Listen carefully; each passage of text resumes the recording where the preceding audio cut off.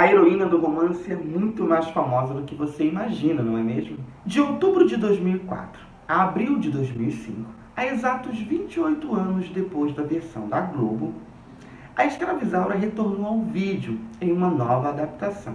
Sua exibição revigorou o interesse pelo livro, cuja projeção e longevidade jamais poderiam ser imaginadas pelo autor ao iniciar sua concepção no silêncio da madrugada naquele casarão histórico na Rua das Cabeças. Desta vez, pela Rede Record, dirigida por Eval Rossano, que dirigiu apenas 21 capítulos dos 100 da versão original da Globo, embora em vida tenha recebido todos os créditos pela direção. A adaptação ficou por conta do novelista Tiago Santiago. O argumento era de que seria uma versão baseada exclusivamente na obra de Bernardo Guimarães, e não um remake da novela da Globo. Eu tenho medo que a história se repete tudinho. Argumento fraco, que logo foi desmascarado pelo grande público e pela memória afetiva. A Isaura foi vivida por Bianca Rinaldi nessa versão. A atriz teve que escurecer os cabelos e usar lentes escuras para se parecer com a personagem. Até aí tudo bem. Tudo bem se o penteado da personagem não fosse uma cópia da Isaura da Lucélia Santos. Embora tivesse um aspecto mais úmido e os cachos mais finos e compridos, estava claro que era uma releitura do penteado da de 76.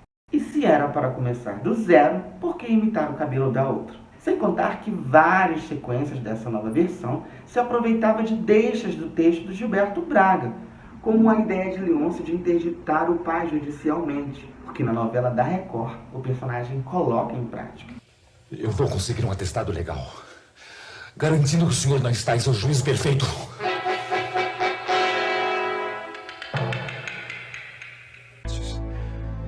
Do jeito que ele está doente e com esses documentos, eu vou resolver tudo aqui na fazenda. A carta de alforria de Isaura que Leôncio queima, embora entre em um novo contexto, também foi uma criação de Gilberto Braga. Você tem todo o direito de ver o que acontece com a liberdade da sua escravinha.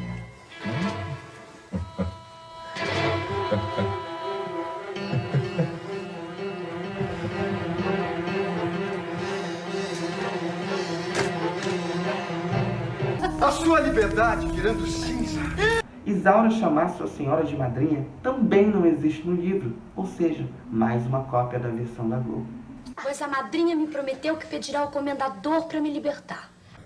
Você está se queixando da sua sorte, Isaura? Eu não, madrinha. Só queria dizer é que, apesar de mais uma vez a senhora já ter dito que vou ser livre, conheço meu lugar. Cenas de Isaura na senzala e no tronco são imitações. Esses acontecimentos também não são narrados no livro. Até o envenenamento que Isaura se livra em 1976, na versão da Record, ela não escapa. Mas claro, dessa vez a causadora do envenenamento não foi Rosa, e sim Branca, uma personagem que nem existe no original. Sem contar que, ao analisar a história como um todo, é possível ver semelhanças de outras obras, não só de Gilberto Braga, mas como um misto de várias situações extraídas de outras novelas. A inclusão do quilombo na história fazia semelhança com Sim a Moça, de 1986.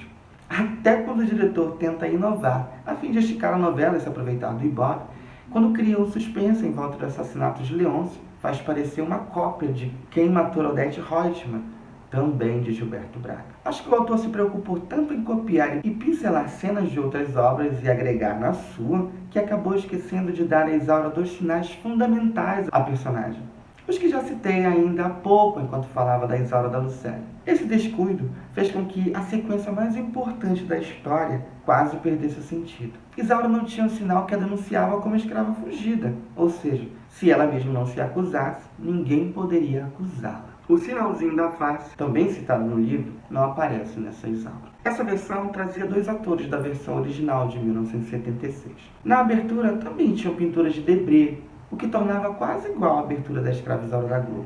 Embora a música da abertura fosse outra, essa versão também tinha o famoso lerê lerê incluído em sua trilha sonora, em uma regravação similar ao de Jorge Amado e Dorival Caymmi. O fato de terem gravado 5 finais com assassinos diferentes para o Leôncio e já ter sido exibido 4 deles ao longo das reprises, ao meu ver, faz com que a obra não tenha um final definitivo. Sem contar que o último final nunca exibido é justamente o que a própria Isaura enfia a faca fatal em Leôncio. Esse final já foi confirmado pela atriz Bianca, que fez a Isaura dessa versão, e o adaptador Tiago Santiago em uma entrevista em Portugal, quando a novela estava sendo exibida por lá. Então, quem matou o Leôncio? Sim. Né? Então, nós gravamos 5 finais com 5 diferentes assassinos para o Leôncio. Exatamente. Que todos gostariam de Você matar o Leôncio. gravou um final. Eu gravei. Você gravou um final. Eu gravei. Mas deixa-me perguntar só uma coisa. Eu não quero saber o final. Nem quero saber. Mas a gente nem sabe. Olha, Não tá sabe. bem. Até hoje não foi apresentado o final da Isaura matando o Leôncio. Até hoje não foi apresentado o final da Isaura matando o Leôncio. Eu não quero saber o final. Só quero fazer uma pergunta. Só uma perguntinha para eu ficar tranquila. É um final feliz? Sempre. A personagem no início é amante do vilão da história, mas com as reviravoltas da história se torna a maior rival dele e salvadora da Isaura em diversas situações. Pois fique em paz. Em minha casa será sempre bem recebido quem precisa de proteção contra o crápula do Leôncio Almeida. Lembra inclusive uma velha personagem da versão da Globo, Carmen Magalhães, que no início tem uma reputação não muito tradicional para os costumes da época, também com reviravoltas daquela adaptação, acaba se tornando um anjo da guarda de Isaura. Se a versão da Globo sofreu com a censura federal, a da Record sofreu censura religiosa. A emissora evangélica de São Paulo chegou a vetar algumas cenas. Uma intervenção da Igreja Universal do Reino de Deus se deu em uma das cenas da história que continha um presépio no cenário. O veto ocorreu na direção, deixando a cena gravada semanas antes com um erro de continuidade. O diretor artístico de produção, Erval Rossano, também revelou ao jornal Folha de São Paulo que a trama não podia exibir santos, mesmo quando Isaura se casou em uma igreja católica. Eles deixaram mostrar só a cruz, sem o Cristo. No casamento, tiveram que pedir ao padre da igreja da fazenda Santa Gertrudes, no interior de São Paulo, para retirar as imagens de Nossa Senhora do altar. Os cultos afro-brasileiros também foram retirados do texto da novela. No começo da novela, tinha búzios e macumbas na senzala. Pediram para não colocar mais, revelou Rossano. O comendador pediu para vocês parar aí com este batuque, mas não precisa fazer essa cara de tristeza não, porque vocês podem continuar com a festa. A Record, na época, negou as acusações do diretor, afirmando que não houve qualquer cerceamento religioso e que as gravações seguiram estritamente o que foi escrito pelo autor Tiago Santiago. Deixando à parte minhas considerações de um fã da versão de 76, quero deixar registrado aqui meus respeitos a essa versão. Afinal de contas, através dessa, muitas outras pessoas passaram a conhecer a personagem de Bernardo Guimarães.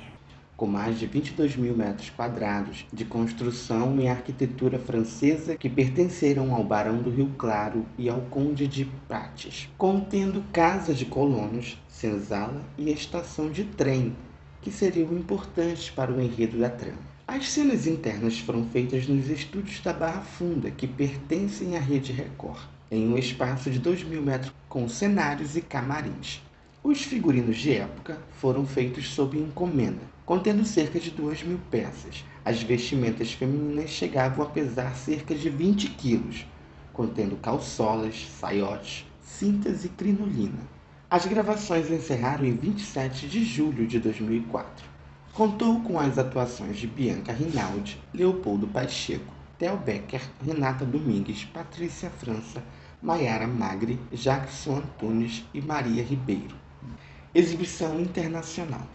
Internacionalmente foi exibida pela RTP em Portugal em 2005, na Venezuela em 2005 também, no Chile em 2006, na República Dominicana em 2006 também e na Argentina também em 2006, pelo Telemundo nos Estados Unidos em 2007, em Porto Rico em 2008, na Bolívia em 2012 e vendida ainda para Guatemala, Nicarágua e Peru. Já em 2016 foi exibida à tarde no Correio da Manhã TV. Quem pensa que a Isaura pôde descansar quando essa versão finalizou com a última adaptação está muito enganado. Em 2016, a Record surpreendeu com uma novela original que contava a história da mãe da Isaura, Escrava Mãe.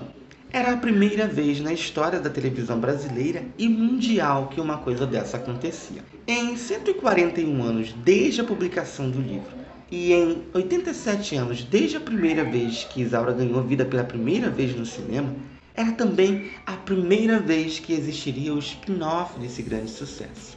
Embora fosse uma novela para contar a história da mãe, se passava no mesmo universo da escrava Isaura, por volta de uns 20 anos antes das ações que já conhecemos. A novela foi muito elogiada e recebeu prêmios fora do Brasil. No final, a personagem título morre, o que não é muito surpresa para o público. E anos depois mostra Isaura já crescida. Porém, a direção opta por não mostrar a personagem de frente, ou seja, deixando que o espectador pudesse decidir a que Isaura atribuísse essa mãe. Bom, gente, o vídeo fica por aqui. Eu espero que vocês tenham gostado dessa viagem que nós fizemos no universo de Bernardo Guimarães e sua querida filha, Isaura. Um beijo e fiquem todos com Deus.